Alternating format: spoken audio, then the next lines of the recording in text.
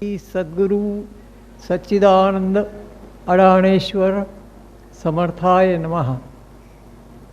उपस्थित अडाणेश्वर भक्त बंधू भगिनीनो, प्रदीपजी,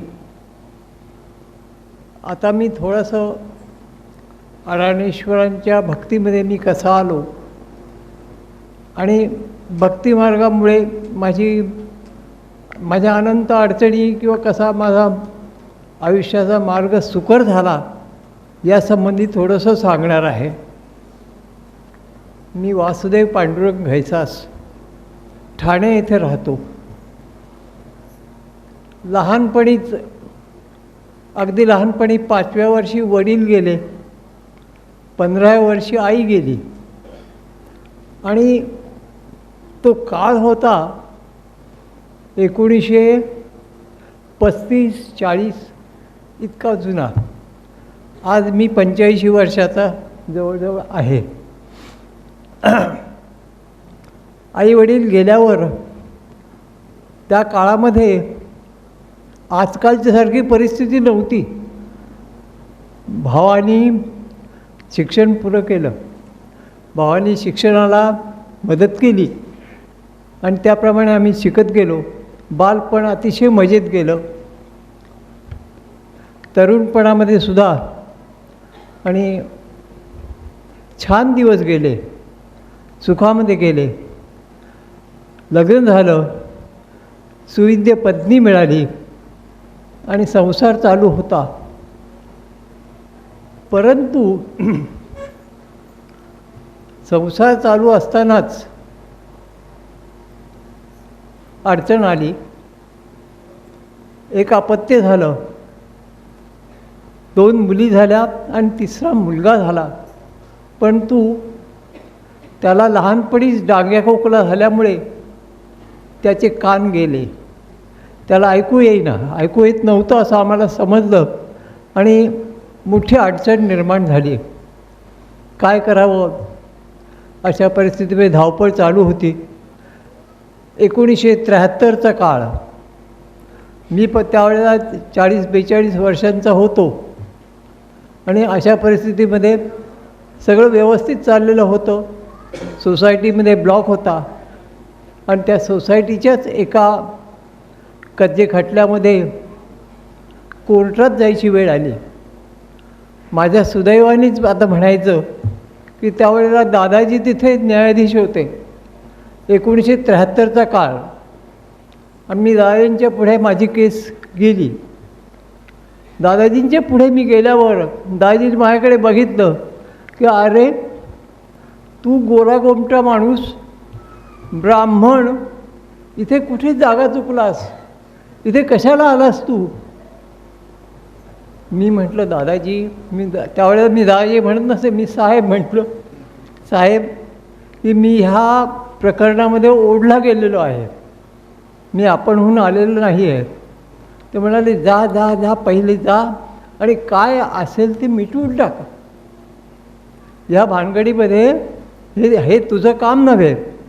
आणि ह्याच पद्धतीने त्यांच्या पुढे येणाऱ्या प्रत्येक माणसाला ते हे सांगत असत की तू भांडणं करू नकोस, तुझे काय असेल ते मिटव आणि तू भक्ती कर, असा हा उपदेश ते करत असत कोर्टामध्ये. आणि त्यांना पुष्कळ भक्त, त्याच्यामध्ये पोलीस होते, वकील होते आणि येणारे आरोपी किंवा कज्जेदार, या सगळ्यांना ते हे सांगत. आणि अशाच प्रकारे त्यांनी खूप पुष्कळ भक्त तयार केले, त्यांना उपदेश केला. आणि अशाच पद्धतीने मी त्यांच्यापुढे गेलो. नंतर काही दिवसांनी, त्यावेळेचा जो काळ होता त्याच्या आत्तासारख्या भरपूर मोटारी काही नव्हत्या. मी स्वतः सायकल चालवत असे. मी 40-45 वर्ष सायकल चालवली आणि आम्ही सायकलवरनं मी घरी येत असताना, घर थोडं लांब होतं, स्टँडवर सायकल असायची. घरी येताना मला दादाजी भेटले. आताच्याप्रमाणे न्यायाधीशाच्या बरोबर फौजफाटा असतो तसा त्यांच्याजवळ फौजफाटा काहीच नव्हता. पोलीस बिलीस कोणी नाही, ते स्वतः हिंडायचे.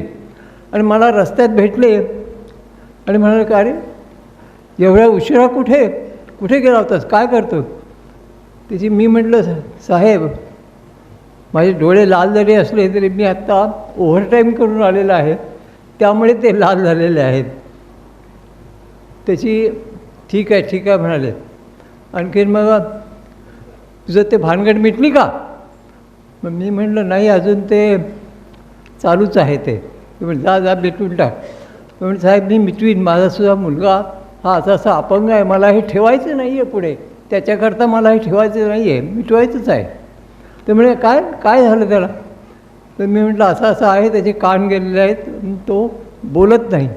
म्हणजे जा जा आमचे गुरु येणार आहेत आता, त्या गुरूंच्याकडे त्याला घेऊन ये, तो बोलायला लागेल असं मला सांगितलं.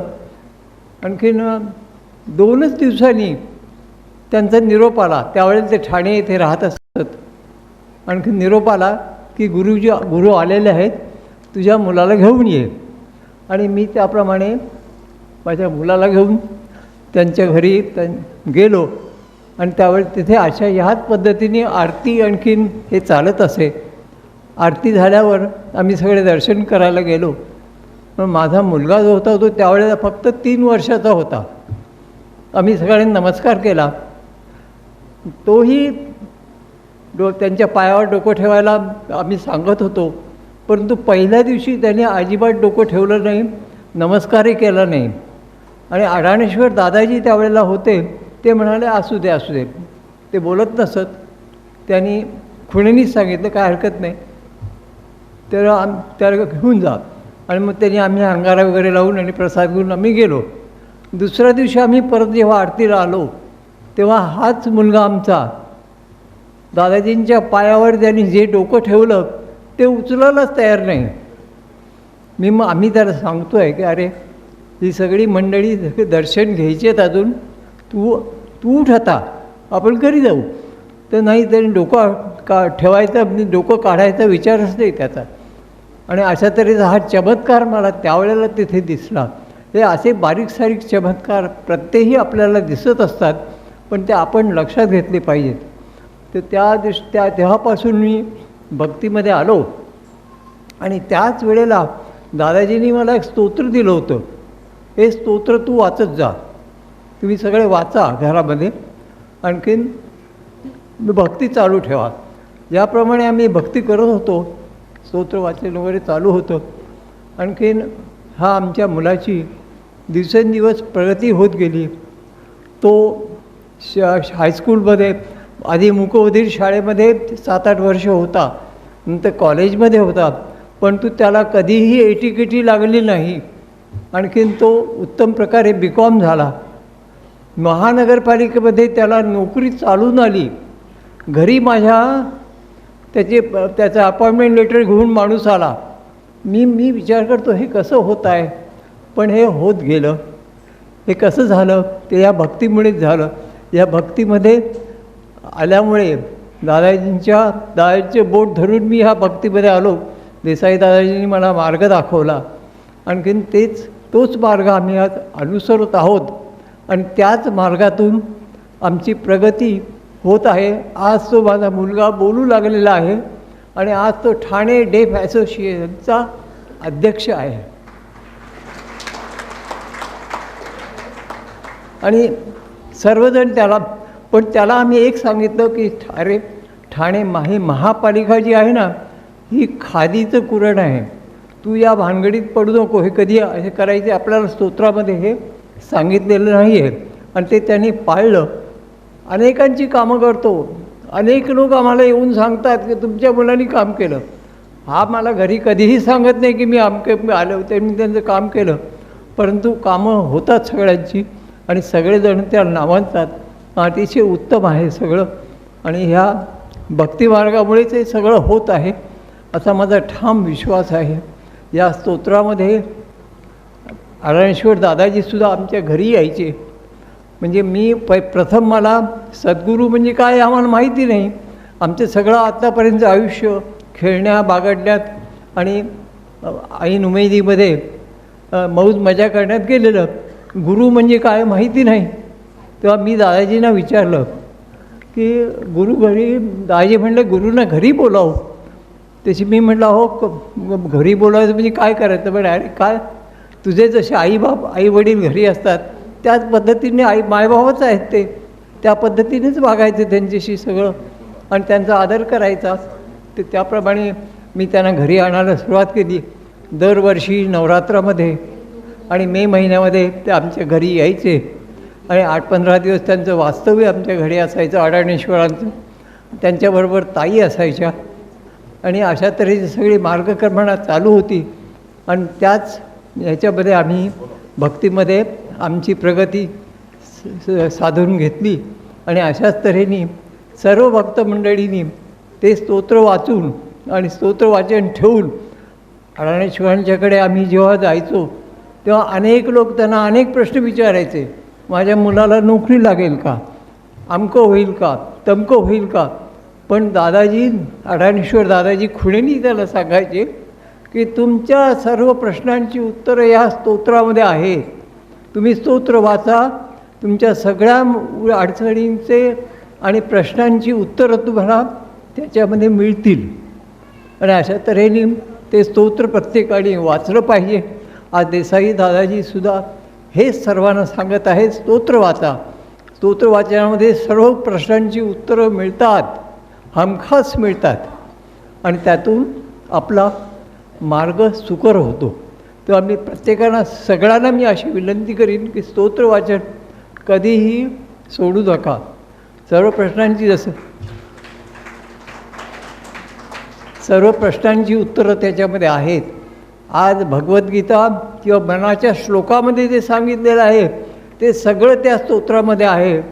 आणि ते आपण नियमित वाचन ठेवून आणि त्याप्रमाणे आचरण करून आपली जी प्रगती आहे ती साधली पाहिजे, ती साधून घेतली पाहिजे. एवढं सगळं मी आपल्याला सांगून आणि आपली हरदा घेतो. धन्यवाद.